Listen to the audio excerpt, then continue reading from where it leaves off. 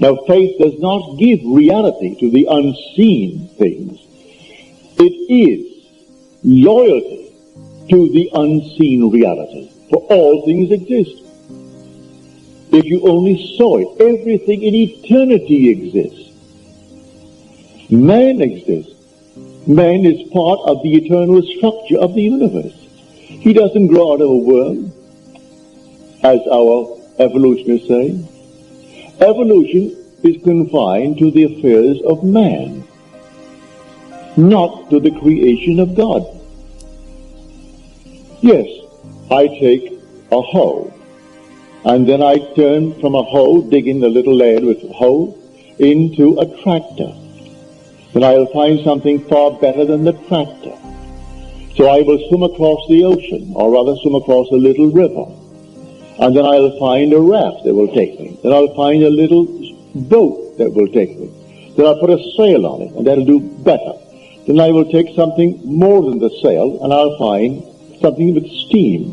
Then I'll go beyond the steam, and I'll find nuclear energy.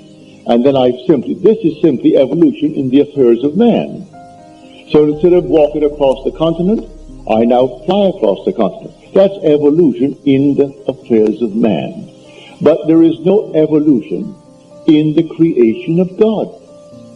It still remains a theory, a marvelous theory, and we're all under compulsion to study it and, all right, to pass our lessons in evolution, as though the thing was proven. There isn't one single bit of evidence in the world to support the theory, the hypothesis of evolution.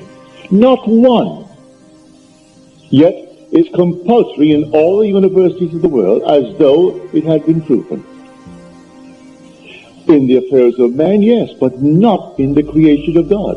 Man as he is, and all things as they are eternal parts of the structure of the universe. Eternity exists, and all things in eternity independent of creation, which was an act of mercy. So when God said, let us make man in our image, man existed. He didn't say, let us make something and call it man. Let us make man. Man existed in our image. And God became man. There's no way to make him in his image until God actually becomes man.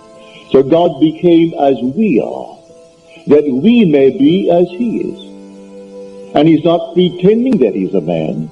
He has to completely forget that he is God and lose all memory of his power that is God, and take upon himself the weaknesses and the limitations of man. And in this, he now is forming himself into his own likeness, which is God. He is raising within himself that which he became, redeeming everything in this world. That is the power that is God. Now, while we are here as men, you want to be, and you name it. You want to be successful in the world of Caesar, in dollars and cents, nothing wrong with it. You want to be a successful doctor, successful lawyer, I don't care what it is. You want to be, well then formulate in your mind's eye what it would be like if it were true. How would you see the world if you were now the man that you would like to be? See it in your mind's eye, and then yield yourself completely to the depth of your own being. How do I do that? Simply fall asleep in the assumption. I dare to assume that I am the man that at the moment reason denies, and then fall asleep in that assumption, leaving it completely to the depth of my own being to externalize it in my world.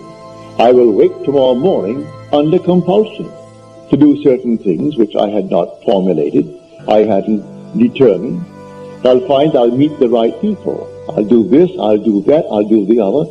And it all adds up towards the externalization of my assumption. Just as in his case, he now has a sign of God's favor. The depth of his own being responded to his abandonment. It's a complete self-abandonment.